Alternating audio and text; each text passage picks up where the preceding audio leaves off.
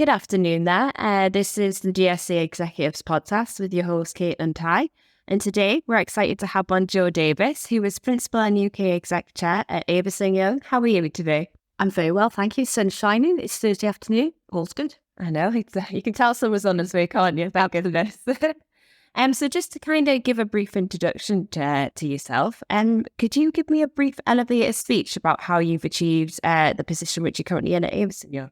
Of course. It's an interesting starting point because actually I fell into town planning on the basis that I didn't know what to do at university, and my babysitter was doing town planning, and all I did was learn from her and was going, oh, that sounds interesting. So that is how I gave it a go. So I learned about that when I was 18. I then came out of my degree, wanted to change the world, and then went into probably the worst recession in 1991. So did a pub management course and ran a pub in Newport. Eventually I worked out I needed to go back into the profession, went into local government, and then moved on to a position whereby we were being advised by GBA as it was then, on a project. And I was asked if I wanted to join them, and I thought I had nothing to lose. But I was the first professional female that they had in the Bristol office, bless them. So that was quite an interesting scenario. And so therefore then I grew a planning team in Bristol. I then went on to run and manage the Bristol office before stepping in and running the National Planning Development and Regeneration team in the business. Yeah. And then finally, in the last 12 months, I've taken on the role of UK Chair and sit on the management team and the global board. And I think that those are... So that history, if you like, is all about one business, which is really rare to have so many jobs, but in the same business. So it always felt changing. Yeah. And then on top of that, I've worked on some of probably the most fantastic schemes you could ever wish to work for. So I've worked on the new arena going into Bristol. I've worked on probably some of the biggest regeneration projects in Bristol city centre. So I did the old brewery site in Bristol. I've done a whole suite of schemes like that. 1,200 new homes on the edge of Weston-super-Mare, and then a series of colleges and university repurposing of campuses. So actually getting right in there and seeing that change and the opportunity that creates for other people. So for all of those reasons, the career piece is really great, and look where I am as a leader. But what really drives the passion is changing place and actually helping to influence positively people where people live and work and play, and therefore that then always allows for kind of social regeneration. It actually allows for social opportunity and mobilisation. So that legacy piece. So really passionate about it. I wanted to change the world when I began. I now realise that actually just change small thing, and that's what makes the difference.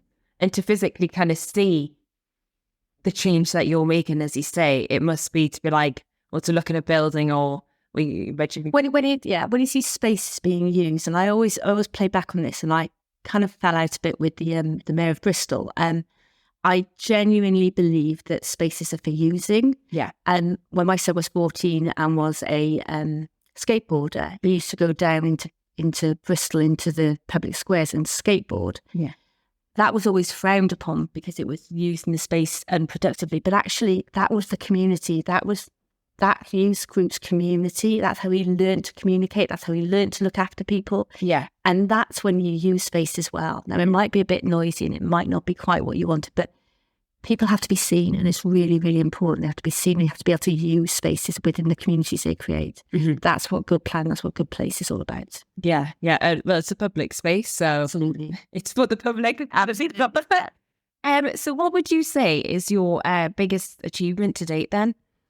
So, could pinpoint one. If I could pinpoint one. So the biggest achievement to date, I guess, is really bringing together the team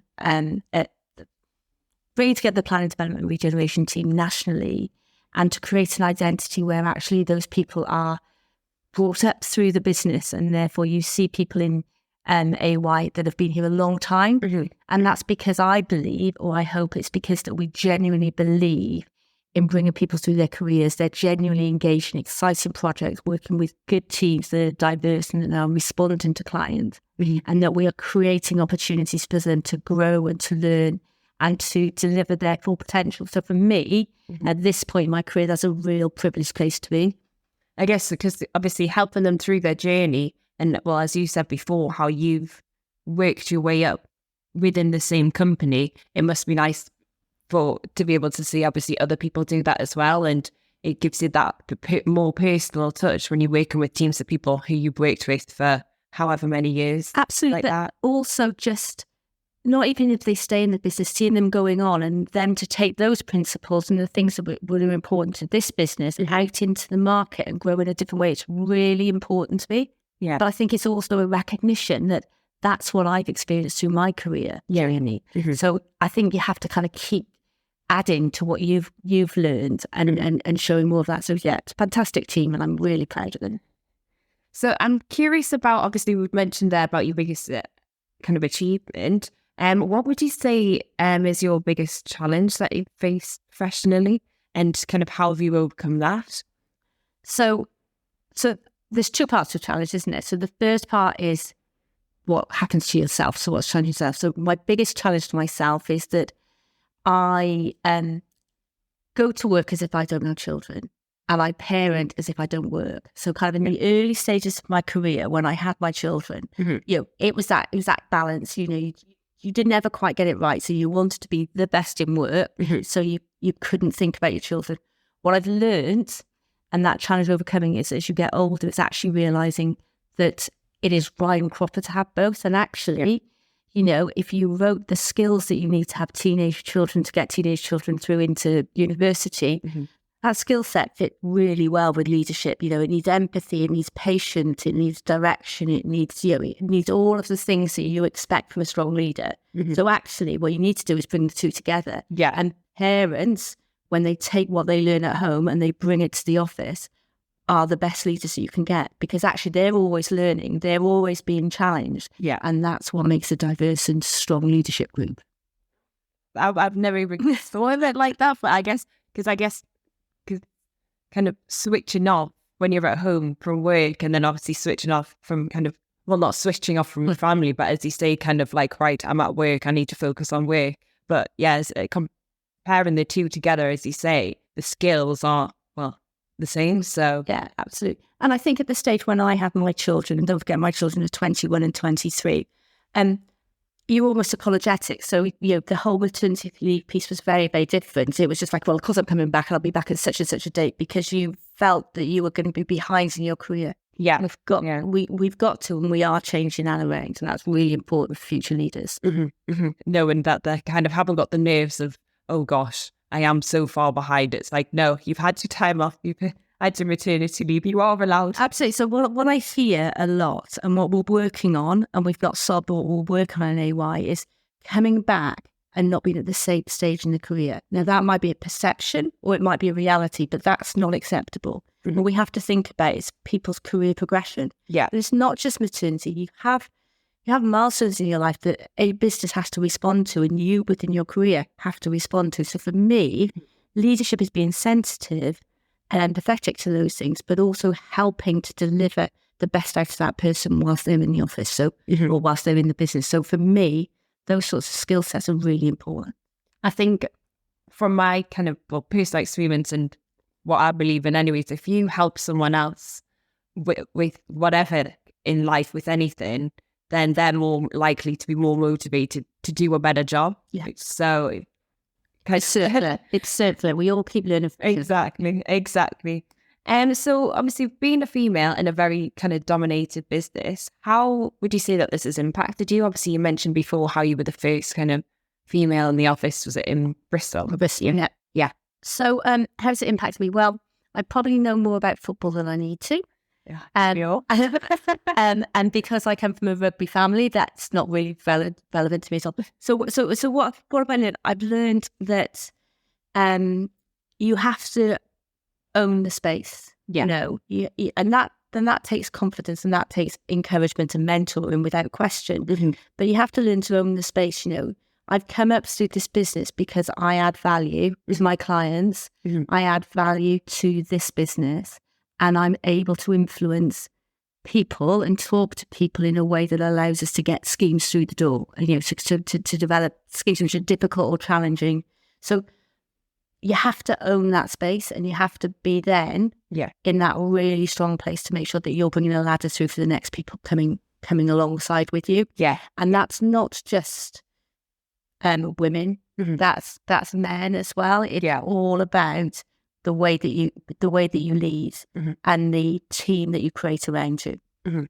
Were you ever kind of like, I guess, nervous being the kind of first female, or did you kind of not think about it like that? Or so look, everyone has imposter syndrome. Look, you know, I can remember for a number of years, probably even only just pre-pandemic, you know, walking into a reception of my trainers and putting a pair of heels on, thinking that was the difference. Yeah. You know, and then at some point the penny drops, and your 14-year-old daughter at the time, slashes you to the ground because you realise actually that's not making the difference. What's making the difference is what you've got to say, and that it's a game changer when that happens. But yes, many a time, walking into a room on a networking event when there's only blokes in the room, I, for example, I did a number of leadership courses where I was the only woman in the room, and they were absolutely delightful, but it's your perception. Yes. Yeah. It's that imposter. Do I deserve to be here? And that takes a long time and a lot of confidence. So for me, it is really important. But what I do remember, and it always sticks with me, the first platform I spoke on, a leadership platform I spoke on with about 300 people in there. My chief exec at the time was there, and he texted me whilst I was on that stage, and he said, "I'm really proud of you." And that stays with me forever. Yeah, he didn't need to do that. Oh, yeah. But he did. And I do that all the time because actually those sorts of things make all the difference. Oh, yeah. It's the small things that can say make them. The things that don't take any time. Yeah, exactly. And just obviously, as you say, that little text would have been like, right, more motivating. But yeah, no, that's brilliant. And so how do you feel about diversity and inclusion? Kind of, how's it come? Is it like a journey? So diversity, equality and inclusion, I think it's been on a long journey. I think it's fair to say that real estate is making some big progress, but it's not there in any way, shape or form yet. Oh. But I think it's got this moment in time where it's about to burst through a door and make a big difference. I genuinely believe that we are bringing more women and more diversity onto panels. And I love to quote, I read this morning, about 9% of the people in London are male, heterosexual, white. Therefore, we've got a diverse London. Yes. So therefore, we've got to respond to that in terms of the diversity that we put out there in terms of our clients. And what I'm hearing all the time is our client teams are diverse, so they want us to be diverse. They expect us to be diverse, so then that changes. But we as a business are working really hard to understand what that means to us and making sure we respond to it. But it is a journey, and we're not where we need to be on gender pay gap. We're not where we need to be on many things in terms of senior leadership and women in the senior leadership roles. But that doesn't mean that we should be negative from where we've come from. Yes, exactly. And I mean, as I say, well, for any industry, it's a process. It can't change overnight. So we have to celebrate the good things. Yeah. And then we have to focus on the things we can do better. So how would you feel like you could kind of maybe speed that up, I guess, to help improve it quicker? Or so I think it's speeding up is really about education. I think it's a lot about education. It's about bringing people through, but it's also, there's a huge amount of work being done on this. So Tim Heatley in Capital City in Manchester, in the Regeneration Brainwave group, where actually they're going into different schools and they're talking to different community people, different people about the opportunities in real estate business. Like I say, I would never be a town planner if bizarrely, a babysitter who was just somebody at university who just needed some extra cash wasn't sat in my phone room on a Saturday night while my parents were out on the lash.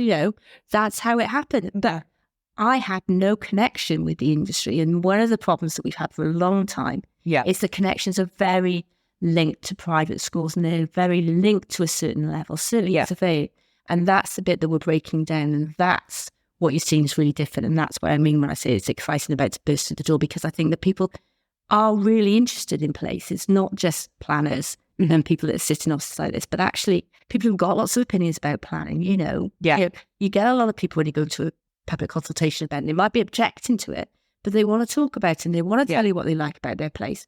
And if you can learn from that and you can bring some of that in, you really change the way that we operate as a real estate business. I think it's, like I say, bursting through the door moment is on the horizon. It's a pivotal point at the moment. Pivotal point. Yeah. It's good though. Really good. So kind of what, obviously when you're looking for candidates and people to obviously join Avison Young, what traits would you look for? If you have kind of a few traits. So it depends on what level you would say that. Yeah. But at that younger level, I don't see as often as from where I was, of people actually with that passion and coming to want to change the world. But for me, that inquisitive nature and like always asking questions, wanting to know more, wanting to understand why, that is really, really important at that junior level. I think you can teach a lot of professional work, but actually, if you've not got the passion for it and you've not got that inquisitive mind, you kind of leave a lot on the table. Yeah, that's that piece.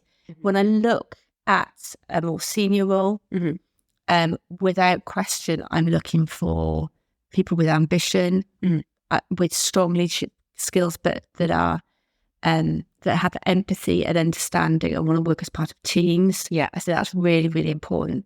I think without question, when we look at women, we're looking at people who can network in a different way. So, the value of LinkedIn is beyond the comprehend. I think that the ability to grow your network, the ability to be client-centric and bring clients through that process is really, really important.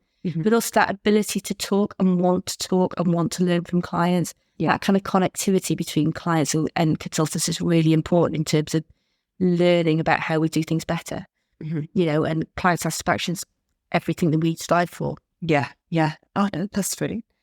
So kind of for aspiring candidates looking to obviously get where you are today, do you have any advice that you would give them?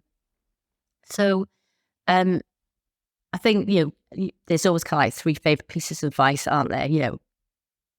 Be inquisitive, be always ready to learn. So kind of I never stop learning, both from moving into leadership, but also from the communities that I sit and talk to when I'm just doing a scheme.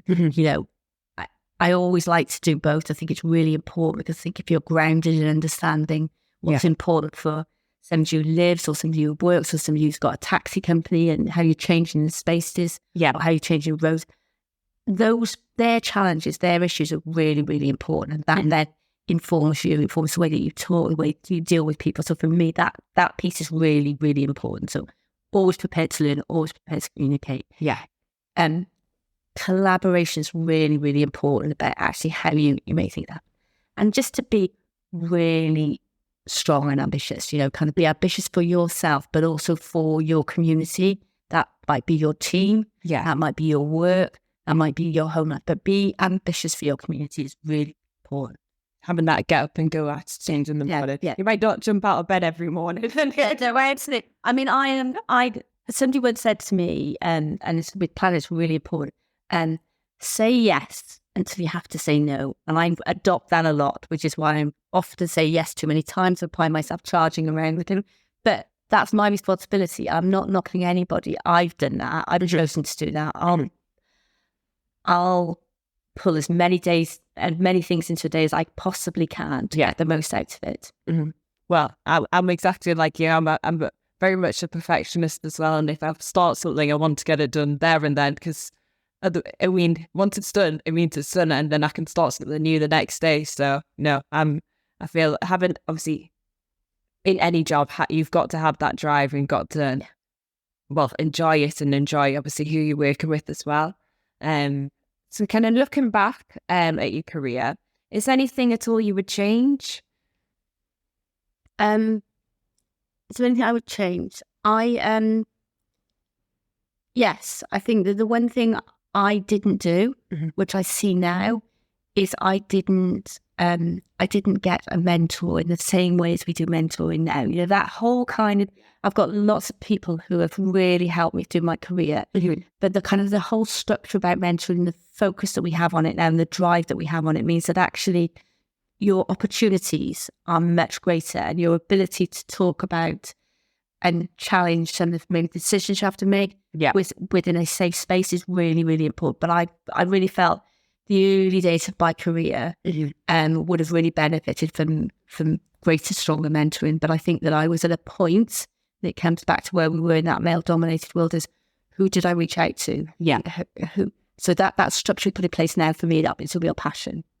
I guess because obviously you noticed that you didn't have a mentor, it helps you then drive to be like, right, we do need this system in place. Absolutely. And my ambition and my legacy is that I don't ever want everybody to step into the leadership role that I have feeling vulnerable that they might not quite be good enough, because leadership is instinctive. And actually there's a lot of skills and tools you also need to have in your bag to take you to that point. And I don't think necessarily I had the skills and tools and the training that would have allowed me either to do it quicker or to do it faster and better. And I think that that's, for me, is something that's really, really important as we bring people through the business. Because, we're surveyors, we're planners, we're, real estate finance experts, but actually the leadership piece is something different, and that's what we really need to focus on.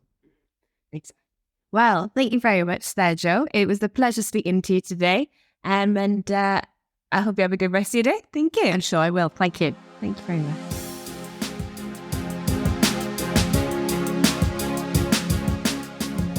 Thank you for joining us on this episode of the GSC Executives Podcast. Today's conversation was hosted and recorded by Caitlin Tye, with editing and production managed by Stephen Smith. The podcast is produced by GSC Executives in conjunction with Daniel Owen Limited. For more details about our executive search solutions, as well as upcoming episodes, please visit our website, gscexecutives.co.uk. If you're keen to hear more industry insights, please consider subscribing on your preferred podcast platform. Until next time, continue to lead with excellence.